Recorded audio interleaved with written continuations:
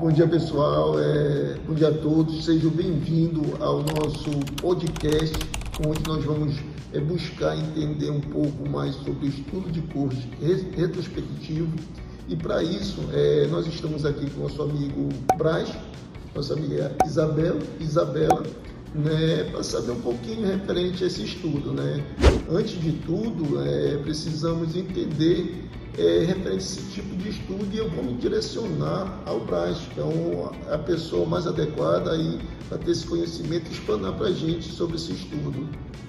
Então, Alan, quando a gente fala em estudo de corte, tá, é aquele estudo em um grupo de pessoas aonde, né, ao longo do tempo, esse estudo ele vai observar determinados desfechos, tá? Quando nós falamos nesse estudo retrospectivo, nós referimos então a um tipo de pesquisa observacionais que os pesquisadores em si, eles analisam alguns dados e eventos que ocorreram em si, uma determinada época, né, do ano. Este método, frequentemente utilizado na área da saúde, ele investiga as relações entre a exposição da doença, né, e certos fatores que desenvolveram ali essas condições. Tá certo, Braz. E assim, me deixou um pouco mais de dúvida, né? Esse tipo de estudo, será que ele tem alguma vantagem em relação aos outros estudos? Assim, Isabel, o que você acha? Sim, nós temos diversos tipos de vantagens quando falamos desse tipo de estudo, porque os estudos de corte retrospectivos, eles vão ser estudos geralmente mais rápidos e até mesmo mais baratos do que os estudos prospectivos, pois eles não vão exigir ali um acompanhamento ao longo de muitos anos, o que vai gerar uma maior liberdade para uma análise de dados em vários desfechos e simultaneamente. Então, eles vão facilitar o estudo de exposição e vai ocorrer com pouca frequência até mesmo, né? Então, normalmente, esses estudos eles vão ser realizados utilizando prontuários médicos e vão partir do desfecho e vão conseguir retroceder para identificar diversos fatores de risco. Mas agora que a gente já falou, eu queria também saber a sua opinião, Rafael. O que você tem a dizer sobre esse tipo de estudo? Exatamente. Mas a gente também tem que considerar as desvantagens, né, na verdade, desse tipo de pesquisa, porque elas podem estar sujeitas, né, a dados limitados, porque vão depender de registros históricos, que podem estar incompletos, né, muitas das vezes, ou também imprecisos, porque, por exemplo, dados coletados de prontuários médicos podem apresentar divergências, né, pelo fato de várias pessoas terem tido acesso àqueles prontuários ou terem sido coletados por diferentes pessoas.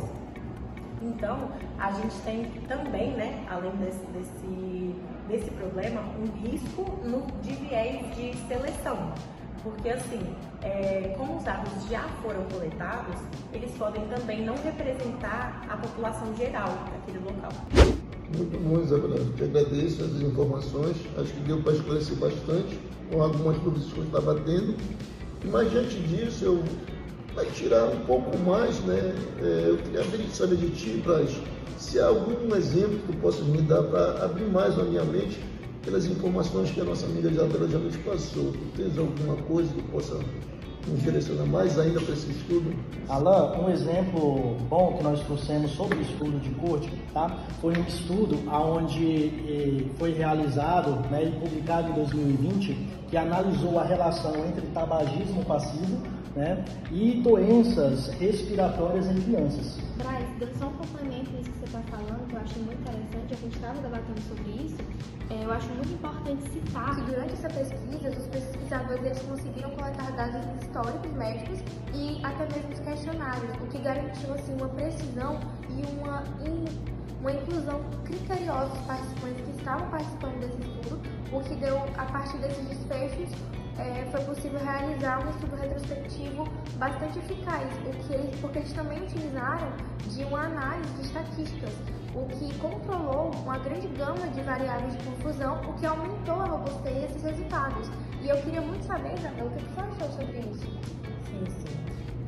A gente consegue também observar, né, que os resultados mostraram um risco aumentado de doenças respiratórias, como por exemplo a asma em crianças expostas, né, ao tabagismo passivo. Isabelle, é importante relembrar que esse estudo de coorte retrospectivo, né, assim como o exemplo que eu mencionei para o Alan agora há pouco, são fundamentais para a pesquisa científica, né? E ele permite realmente esse estudo de coorte entender melhor a relação entre fatores de risco e de doenças, né, utilizando dados já existentes de uma forma bem eficiente. Mas eu também acho muito importante a gente citar que esses estudos eles ajudaram a identificar padrões e até mesmo tendências que podem formar políticas públicas de saúde e estratégias de prevenção, o que contribuiu para uma grande melhoria na qualidade de vida das pessoas. Além disso, Isabel, eles são uma ferramenta valiosa para gerar hipóteses que podem ser testadas em estudos futuros, tanto em estudos retrospectivos quanto em estudos prospectivos. Isabela, é muito bom ter vocês aqui, mas o nosso podcast está se encerrando. Interessante que esse estudo de coorte, né, retrospectivo, eu vi que ele tem um papel muito importante na ciência e na medicina, né? E diante da informação de vocês, prestou muito esclarecimento para mim, acho que para quem está assistindo, né?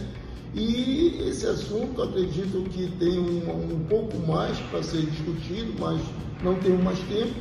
E para finalizar, eu vou nos apresentarmos com os alunos da disciplina MCM2, do grupo 3, desenvolvendo esse assunto, que é o estudo de coorte retrospectivo, que acredito que deu para explanar muito bem em relação a isso.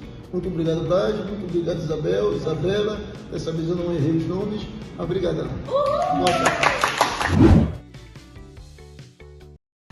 Corta. Ação! Bom dia, pessoal. Nós estamos aqui. Sejam bem-vindos, né, no nosso podcast. Eu me chamo Alan, esse é meu amigo Braz, essa aqui é nossa amiga Isabela e a Isabel. Né? Isabel e Isabela. Terminamos nosso podcast e interessante que essas informações. Foi, peraí, que vocês estão todos olhando. Ah, tá, então bota de novo.